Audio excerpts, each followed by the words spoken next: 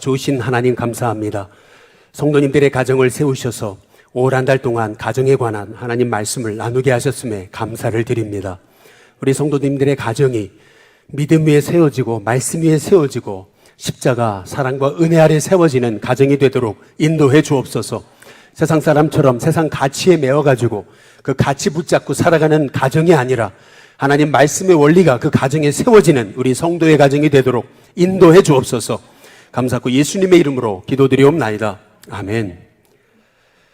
하나님이 믿음의 성도에게 주신 최고의 선물은 그것은 가정과 교회입니다. 인생의 방황은 행복한 교회를 만남으로 끝나는 거고, 인생의 외로움은 가정이 세워짐으로 끝나게 되는 것입니다.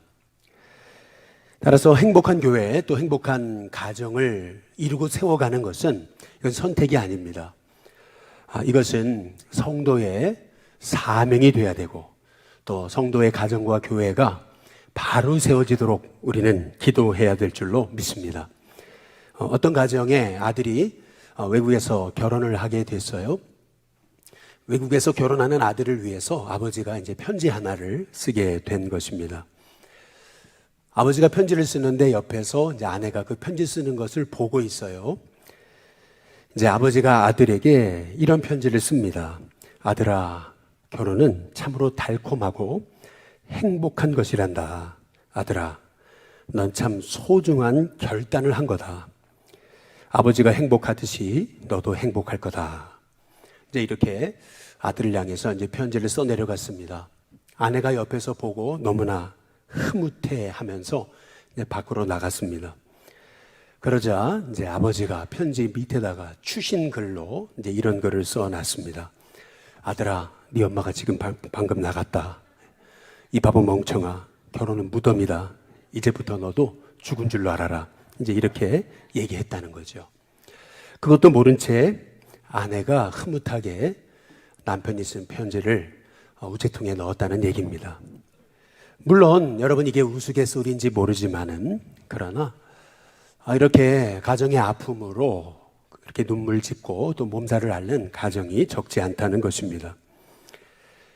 왜 이렇게 됐을까요? 그것은 우리 성도들의 가정이 하나님의 지으신 가정 설계도대로 우리가 세워지지 않았기 때문에 이제 그렇습니다.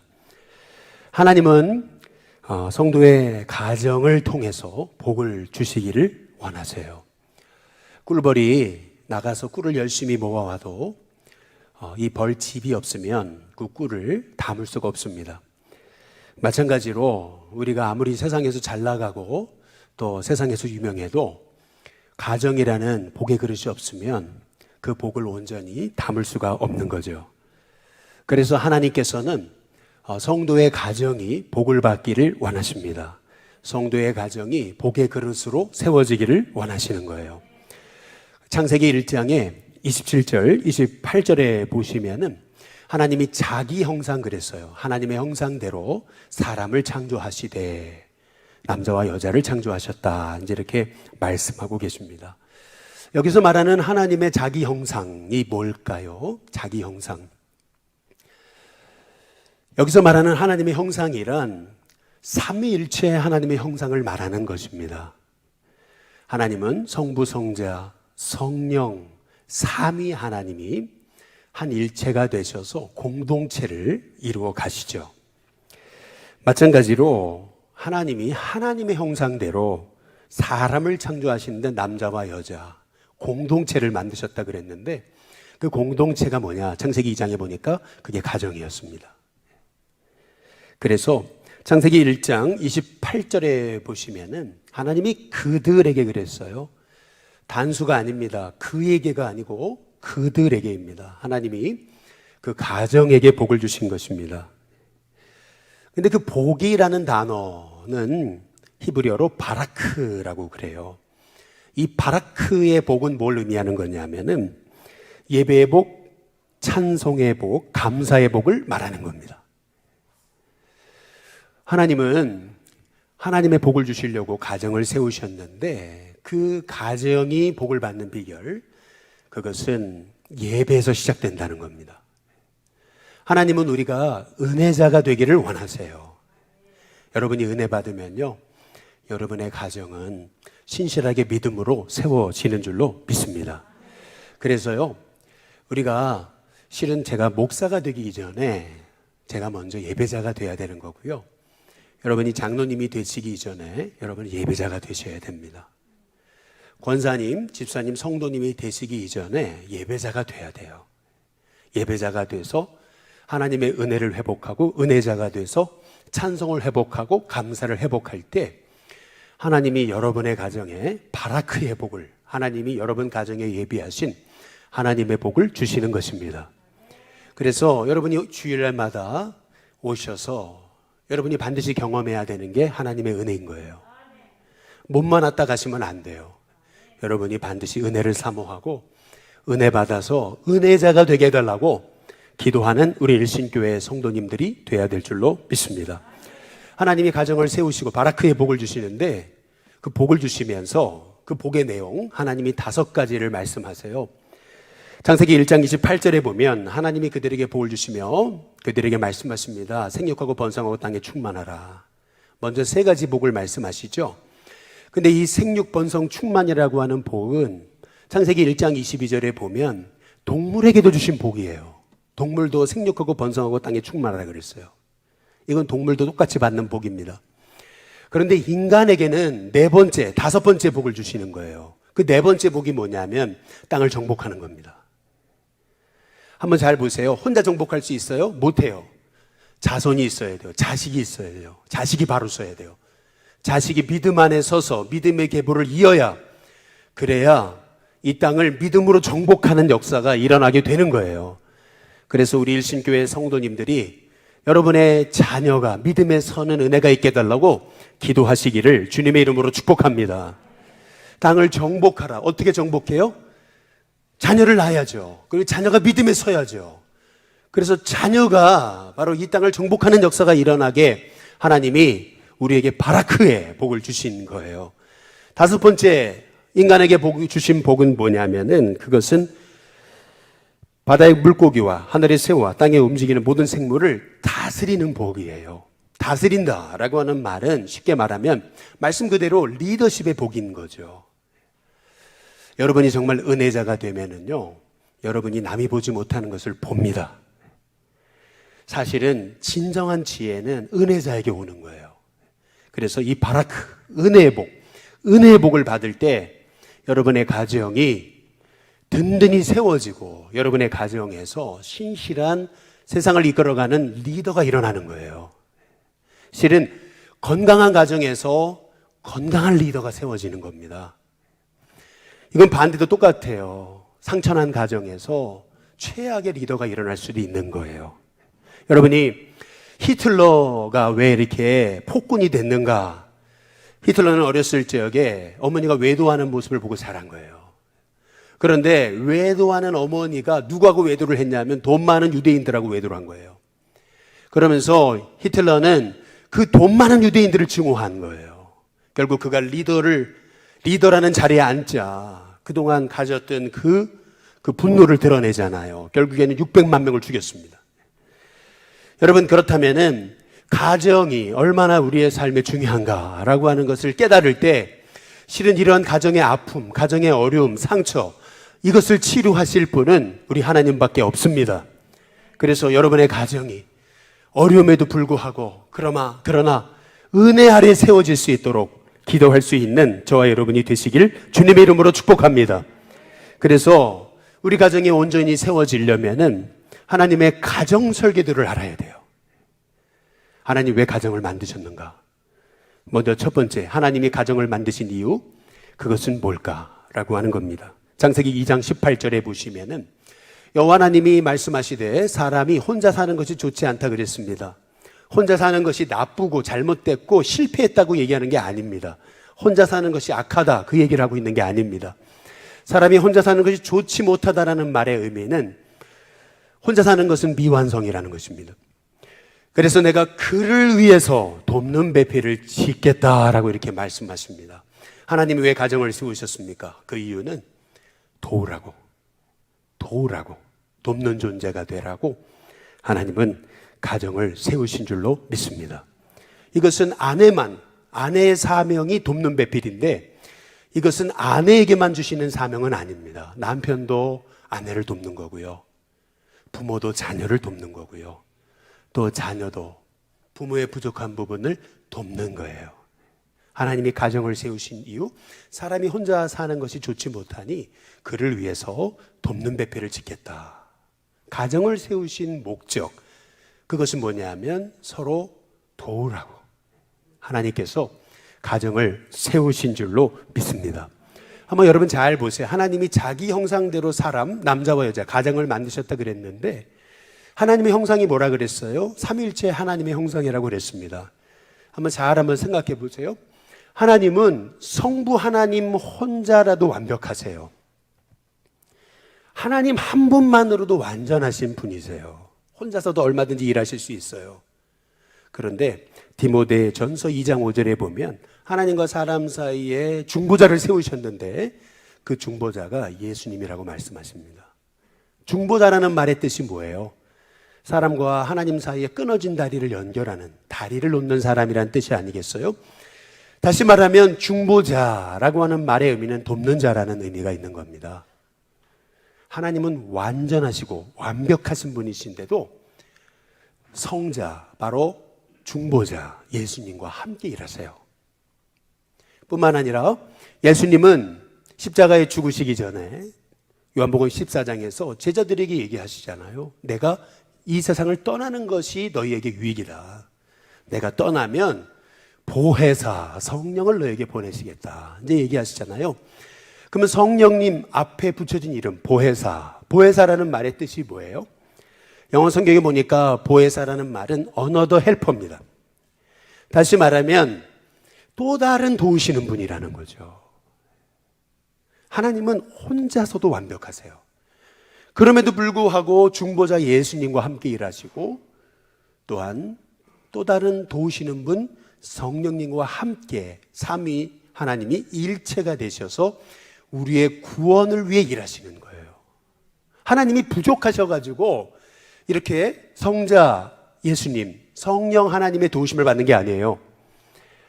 완벽하심에도 불구하고 하나님은 서로 도와가시면서 삼위 하나님이 하나 일체가 되셔서 우리의 구원을 위해 일하시는 것입니다. 이게 하나님의 형상입니다. 마찬가지예요. 여러분, 우리 가정이 문제가 많으니까 서로 도우라는 얘기가 아니에요. 이미 하나님이 세우신 여러분의 가정은 복의 통로인 줄로 믿으시기를 바랍니다. 아무리 문제와 어려움이 있어도 하나님은 여러분의 가정을 복으로 세우신 거예요. 어려움 없는 가정은 없어요. 완벽한 인생은 없어요. 그러나 완벽하지 못하기 때문에 도우라는 게 아니고요. 이미 여러분의 성도의 가정은 하나님의 복의 통로로 세우신 줄로 믿으시기를 바랍니다. 그러나 성도의 가정이 온전해지고 성도의 가정이 복으로 충만하려면 그러면 서로 도와야 돼요. 아내는 남편을 돕는 거고요. 남편은 아내를 돕고 부모는 자녀를 돕고요. 자녀는 부모를 도와야 돼요. 이게 우리의 가정을 세우신 목적이에요. 우리 한국감리교회의 가장 존경받는 최근의 목사님 중에 한 분은 선한목자교회 아마 유기성 목사님이라고 하면 많은 분들이 인정하실 겁니다. 근데 이분의 얘기를 들어보니까 이제 공감이 되는 얘기가 있었어요. 그게 뭐냐면은 이분은 청소년 시절에 어머니가 돌아가셨습니다. 아버지가 목사님이신데 어머니가 돌아가셨어요. 아버지이신 목사님이 재혼을 하신 거예요. 그래가지고 새엄마가 들어왔습니다. 가정에 새엄마가 들어오니까 이게 목회자 자녀는요, 이게 목회자 자녀의 특징이 있어요. 그게 뭐냐면 힘들어도 내색을 못해요. 목회자 자녀들이 그래요. 예. 그래서 이 선한목자교회 유기성 목사님은요, 그때부터 힘든 일에 어려운 일이 있어도 엄마 아빠를 생각해가지고 그걸 표현을 안 하는 거예요. 늘 가슴에 묻어두고 혼자 그냥 끌어안고 참고 견디는 게 이게 그분의 성격이 된 거예요.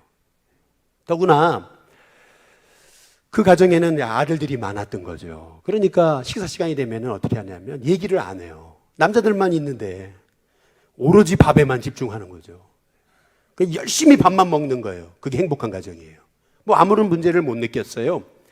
근데 이제 결혼을 했어요. 결혼을 하고 나니까 사모님, 박리부가 사모님은 그게 아니에요. 사모님은요, 딸만 있는 가정에서 너무나 이렇게 화기애애하고, 그리고 식사 시간에는 제잘제잘제잘 이렇게 서로 얘기하고, 대화가 많은 가정에서 자라나신 거예요. 그러다 보니까 식사를 하게 되면은 말을 해야 되는데 남편이 식사하는데 말을 안 하잖아요. 그러니까 어떻게 돼요? 아, 저 사람이 화가 났나? 이 반찬이 시원찮은가? 내가 싫은가? 이렇게 오해를 하게 이제 되더라는 거죠. 남편은 남편대로 원래 살아온 방식대로 그렇게 가정생활을 하는 거고, 아내도 아내가 살아온 방식대로 사는 거예요. 서로 다르잖아요. 틀린 겁니까? 아니에요. 틀린 거 아니에요. 그런데 어떻게 해야 돼? 이렇게 계속 살아야 돼요? 그건 아니잖아요, 또. 아니, 나는 이렇게 살아나고, 나는 이렇게 태어나고 자랐으니까, 그만 좀. 이건 또 아니잖아요.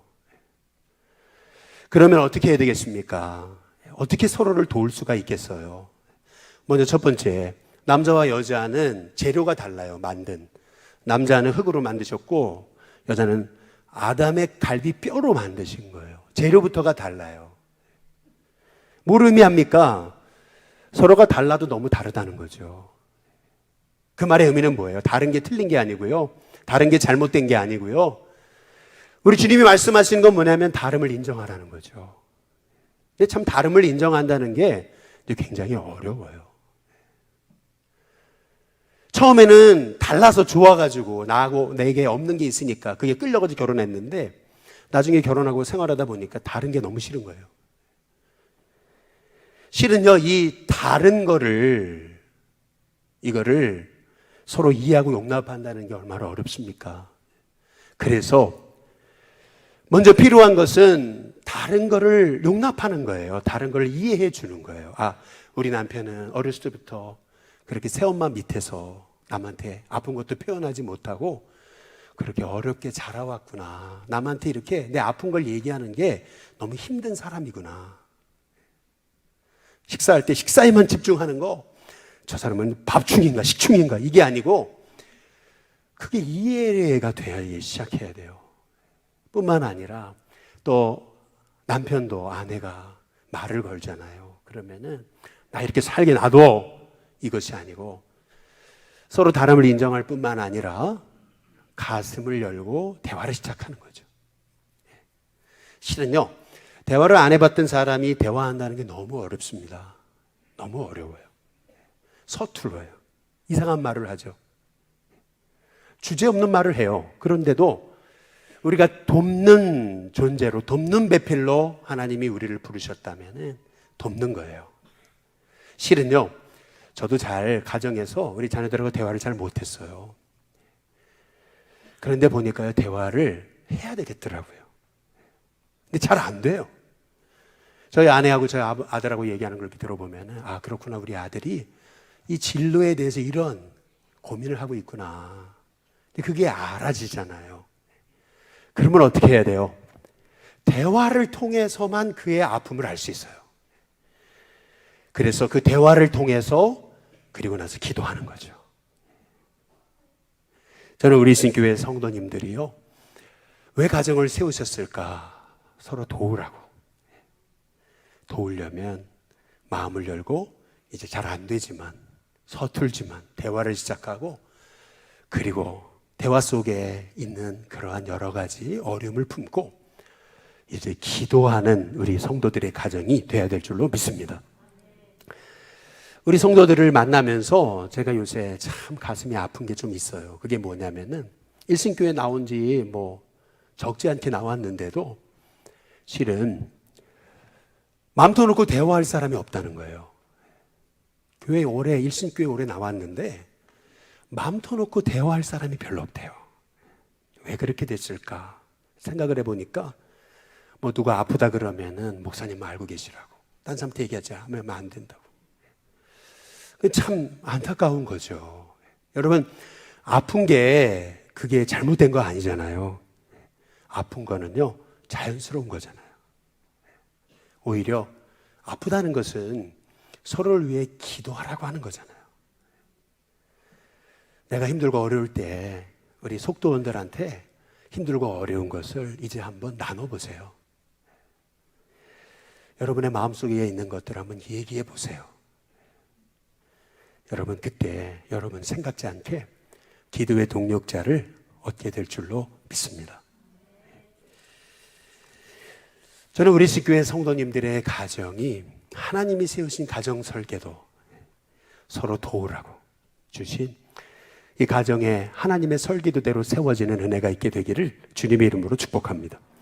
두 번째로, 하나님이 하와를 만드시는데 아담을 깊이 잠들게 하세요. 왜 잠들게 하셨을까?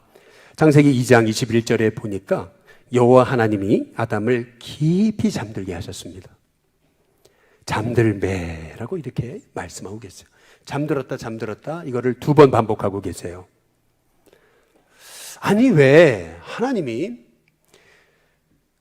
아담을 통해서 하와를 만드실 때 이 아담을 깊이 잠들게 하실까? 그것도 성경에 한 번이 아니고 2번을 깊이 잠들게 하심에 잠들매라고 하는 잠들었다는 것을 강조하고 계실까? 저는 이 말씀을 묵상하다가 이제 새로운 하나님의 깨달음을 주셨어요. 그게 뭐냐면요, 왜 아담의 그 눈을 감게 만드셨을까? 뭐 여러분, 이런 얘기 있잖아요. 30대 남자에게 결혼의 조건, 배우자의 조건, 예쁜 여자. 40대 남자에게 결혼의 조건, 배우자의 조건, 예쁜 여자. 50대 남자에게 결혼의 조건, 배우자의 조건 뭐예요? 예쁜 여자. 계속 예쁜 여자래잖아요. 아마도 이 아담이 그냥 눈 뜨고 있었다면, 멀쩡히 눈 뜨고 있었더라면 하나님이 하와를 만드실 때 왜 저런 외모의 여자를 만드시냐고 하나님 앞에 불평했을지도 모르기 때문에 하나님이 아담을 잠들게 하신 거다. 이런 하나님이 깨달음을 주시는 거예요. 어떤 분이 아들이 결혼 대상자라고 데리고 왔는데 다 좋은데 학벌이 안 좋더래요. 그래가지고 결혼 못 하겠다는 거죠. 여러분, 믿음의 사람이라고 하면서도 왜 배우자의 조건이 믿음이 아니고 왜 외모가 되고 왜 학벌이 되고 왜 결혼의 조건이 그 아버지가 건물주여야 됩니까? 왜 하나님의 사람이라고 그러면서도 결혼식장에 갔는데 보니까 성도들도 그러시더라고요. 남편이 저 남자가 미치는 것 같다고, 저 여자가 손해보는 것 같다고. 하나님은 성도의 가정을 하나님의 축복으로 세우시는데 성도들은 어떻게 생각하냐면 결혼조차도 일종의 거래라고 생각하시는 거예요. 거래라고 생각하니까 누가 미치고 누가 손해보고 이제 이렇게 판단하게 되더라는 거죠. 하나님은요, 왜 아담의 눈을 감기셨을까? 눈 뜨고 봤더라면 외모 보고서 실망할까봐. 그렇지 않아요? 우리가요, 실은요, 배우자의 외모나 또 그의 재력이나 아니면 학벌만 좀 내려놓으면요, 배우자의 좋은 점이 너무 많이 보입니다. 배우자가 가진 장점이 얼마나 많은데. 저는 우리 아내에게 참 고마운 게 있어요. 그게 뭐냐면은, 실은 제 아내가 조건 보고 저와 결혼했다면 그러면 저는 결혼 못했죠. 제가 결혼할 당시 20대 후반에 실은 제가 홍천의 시골교회에서 목회할 때 저의 봉급은 한 달에 40만 원이었는데요. 교회가 어려워가지고 봉투 가져오면서 교인들이 늘 했던 말, 전사님 죄송해요. 이게 무슨 말인가 봤더니 딱 봉투 열어보니까 21만 원, 뭐 22만 원, 23만 원. 40만 원 약속하고 제가 거기에 부임을 했는데 그런데 40만 원을 제대로 못 받았어요. 저는 이렇게 조금 남한테 이렇게 아쉬운 소리를 못하는 사람이라 가지고 교회 여러 교회에다가 이렇게 도와달라고 편지를 못 썼어요. 그러니까 돕는 교회들이 없었어요.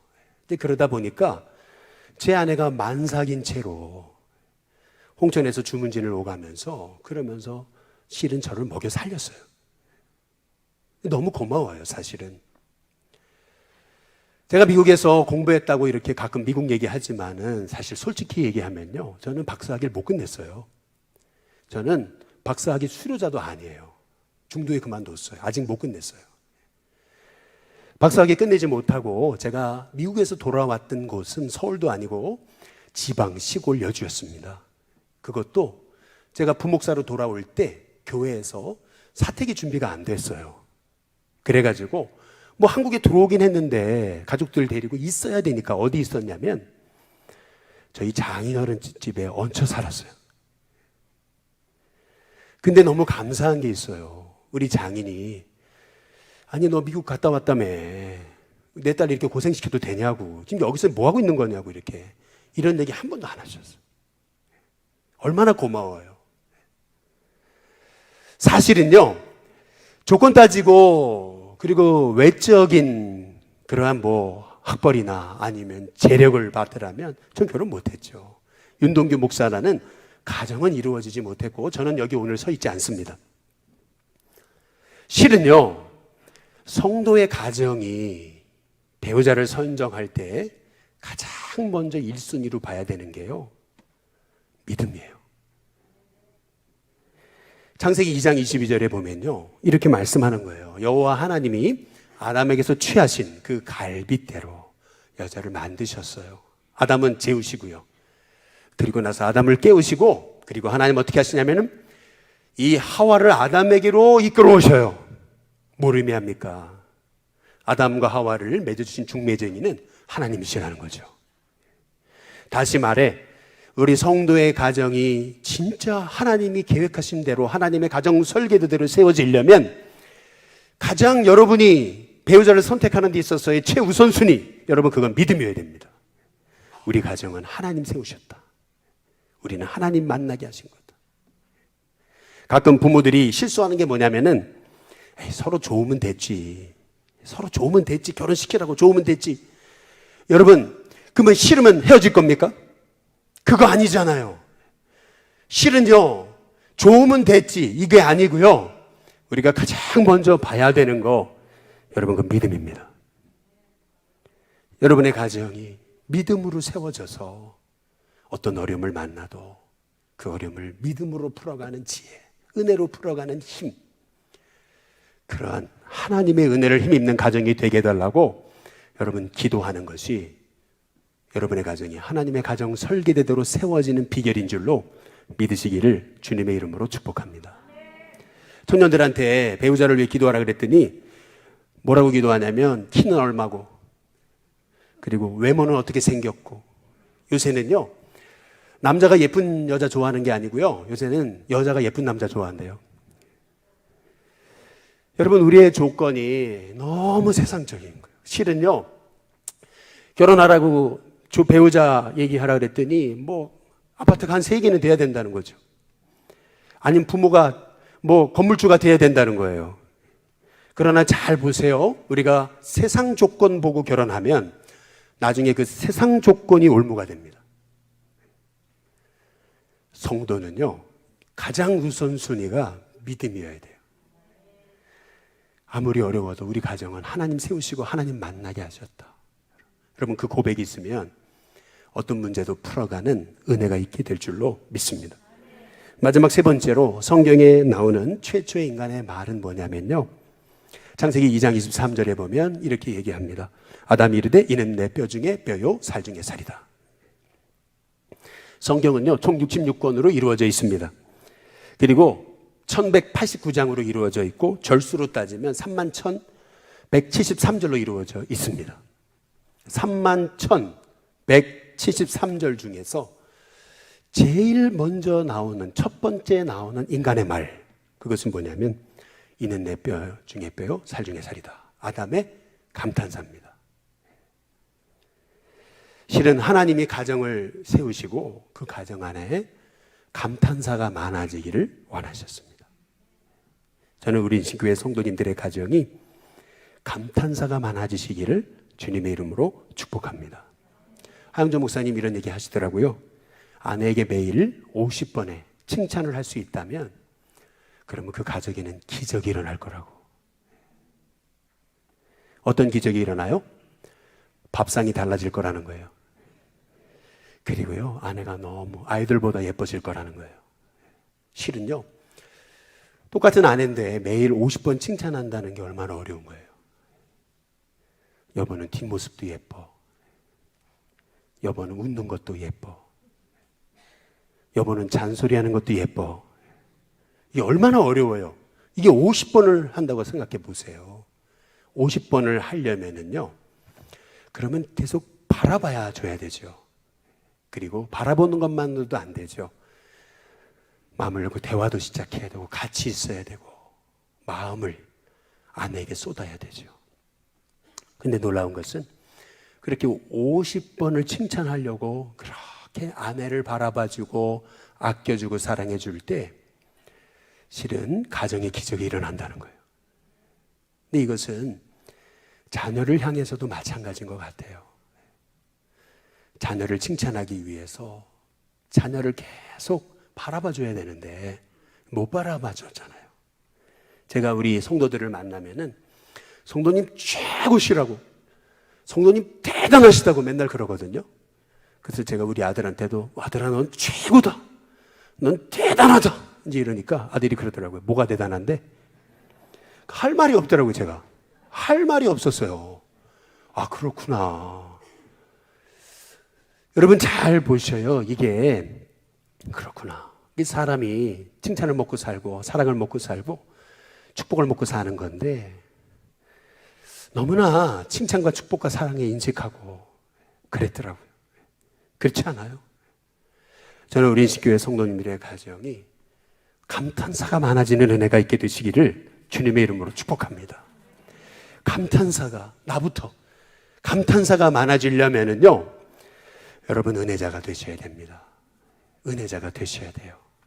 실은요, 여러분의 가정에 십자가의 은혜가 세워지면은요, 사람은요 가까이 가면요 얼굴에 점 있고 뭐 다 보이잖아요. 문제 없는 사람 없어요. 연예인들도 가까이 가면 다 문제 있어요. 그런데 은혜 받으면 어떻게 되냐면요 얼굴에 화장을 한 것 같아요. 너무 예뻐 보여요. 똑같죠.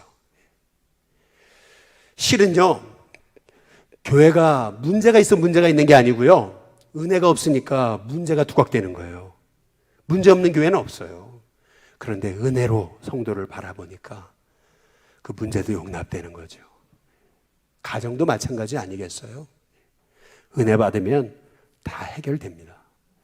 그래서 여러분 은혜 받아야 돼요. 저는 우리 교회 성도님들이요, 요새 코로나 왔다고 여러분 자꾸 예배 멀리 하지 마세요. 예배 가까이 하세요. 은혜 자리에 가까이 하세요. 오늘 아침에 한 7시 50분쯤인가요? 교회 연문이 열려 있더라고요. 왜 연문이 열려 있지? 그래서 문을 닫으려고 보니까요, 누가 한 분이 오셔가지고 그렇게 뜨겁게 기도하시더라고요. 제가 그 모습을 보고 제가 참 마음이 뭉클했어요. 그래, 내가 예배를 준비하면서도 기도가 부족했구나. 아, 내 목회가 이제는 새로운 목회가 돼야 되겠다. 우리 일신교회도 새로운 교회가 돼야 되겠다. 사람의 인본주의와 사람의 가치로 세워지는 교회가 아니고 정말 하나님 말씀대로 순종하는 우리 일신교회가 되게 해달라고 여러분 그렇게 기도해야 되는 줄로 믿습니다. 마지막으로 오늘 창세기 2장 24절에 보면은 이렇게 말씀하세요. 이러므로 남자가 부모를 떠나 그의 아내와 합하여 둘이 한 몸을 이룰지어다. 여러분 사실은 오늘 창세기에 가정을 세우신 가정 설계도의 결론은 오늘 말씀입니다. 다시 한번 창세기 2장 24절에 보시면은 이러므로 남자가 부모를 떠나 그의 아내와 어떻게 해요? 합하여. 그리고 둘이 뭐예요? 한 몸을 이룰지로다. 하나님의 부부 설계도는 뭐냐면, 부부 설계도의 목적, 그것은 뭐냐면 한 몸이 되는 겁니다. 몸. 예. 몸이 되기 위해서 먼저 필요한 게 뭐냐면 부모를 떠나는 거예요. 이 말의 의미는 뭐냐면, 아니 집을 살라 그러는데도 잠깐만 부모님께 물어보고, 차를 살라 그러는데도 잠깐만 부모님한테 물어보고, 이 얘기가 아니거든요. 물론 상의하지 말라는 얘기가 아니고, 이제부터는 남자가 부모를 떠난다는 얘기는 뭐냐면 이제는 결혼했다면 결정권이 남편에게 있고 아내에게 있다는 겁니다. 이제는 결정권이. 그렇다면 여러분 인생을 살아가면서 제일 힘든 게 뭔지 아세요? 그 결정하는 거예요. 집을 사긴 사야 되겠는데 잘못 결정했다가 이거 큰일 나는 거 아닌가, 결정을 해야 되는데, 근데 결정을 할 때 꼭 문제가 뭐냐 하면은 결정할 때가 되면 싸움이 붙는 거예요. 왜요? 믿음이 하나가 되지 못하니까. 그래서 남자가 부모를 떠났다, 그래서 아내와 합한다라고 하는 얘기는 결혼이 뭐냐? 그건 연합이에요. 한 몸이 되는 거예요. 그럼 한 몸이 되려면 뭐가 필요해요? 믿음이 같아야 돼요. 믿음이 같아야 돼요. 믿음이 같지 않으니까 문제가 생기는 거예요. 여러분, 결혼의 목적이 행복에 있지 않습니다. 결혼의 목적이 성공에 있지 않아요. 어떤 분은 결혼의 목적을 성공에 두는 사람이 있어요. 집안 좋은 가정과 만나가지고 내가 성공하려고 결혼하는 사람이 있어요. 어떤 사람은 결혼의 목적 행복하려고 결혼하는 사람이 있어요. 근데 결혼하고 나니까 뭐라 그러냐면, 아니 저 남자가 결혼 전에는 좋다고 저렇게 그냥 죽으라고 쫓아다니더니 결혼한 다음엔 딴 사람이라고. 인간이 저렇게 변할 수 있냐고. 여러분, 왜 이렇게 되는 거예요? 그 이유는 뭐냐면요, 결혼의 목적을 행복에 둬서 그래요. 결혼의 목적을 성공에 둬서 그래요. 여러분, 성도의 결혼은 목적이 행복이 아니에요. 성공이 아니에요. 성도의 결혼의 목적은요, 가정을 통해 하나님의 뜻을 이루는 거예요. 성도의 결혼의 목적은요, 하나님의 거룩을 이뤄내는 거예요. 성도의 결혼의 목적은 가정을 통해 하나님의 구원이 이루어지는 거예요. 성도의 결혼의 목적은 믿음의 영적 자녀를 일으키는 거예요. 성도가요, 결혼의 목적을 세상에 두면은요, 세상 사람과 다름이 없습니다. 성도는 결혼의 목적을 하나님 말씀에 두어야 돼요. 성도는 하나님의 거룩을 이루고 하나님의 구원을 이루고 믿음의 영적 후사, 자녀가 일어나는 꿈을 꾸면서 여러분의 가정이 믿음으로 세워지는 꿈을 꿔야 되는 거예요. 그것이 하나님 원하시는 거예요. 그래서 창세기에 보시면은 하나님 가정을 만드세요. 1장과 2장에. 그런데 3장에 보니까 죄로 가정이 무너져요. 서로 원망이야. 저 여자 때문에, 저 남자 때문에, 저 뱀 때문에. 그런데 그 가정이 어떻게 회복되는 거냐 하면 하나님이 가죽옷을 지어 입으시면서 그들의 허물을 덮으심으로 가정의 그 문제가 해결돼요. 그 가죽옷은 뭐냐? 예수님 십자가예요. 다시 말하면 가정이 세워지는 비결, 여러분 가정 안에 예수님의 십자가를 세워나가는 겁니다. 십자가로 여러분의 가정에 아픔과 허물과 죄와 상처를 덮으세요. 사랑하세요. 용서하세요. 놀라운 건요, 성경은요, 요셉의 성공으로 성경이 끝나지 않습니다. 창세기는요. 요셉이 노예로 끌려갔어요. 그리고 감옥에 들어갔어요. 그리고 30세에 애굽의 총리가 됩니다. 짜자잔, 총리 됐잖아요. 그러면 성경이 끝나야죠. 창세기가 끝나야죠. 해피엔딩으로. 그런데 창세기는 요셉의 성공으로 끝나지 않습니다. 어떻게 끝나요? 창세기에 보면은요, 창세기 47장에 28절에 보면요, 야곱이 애굽 땅에서 17년을 살았다 그래요.